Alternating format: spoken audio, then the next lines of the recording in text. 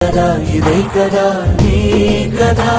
ముగింపు లేనిదై సదా సాగదా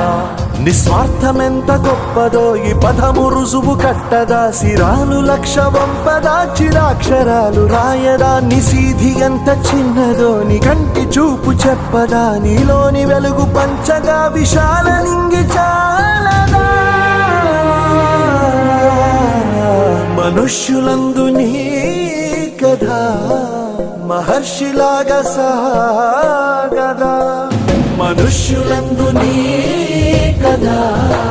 మహర్షిలాగా సాగదా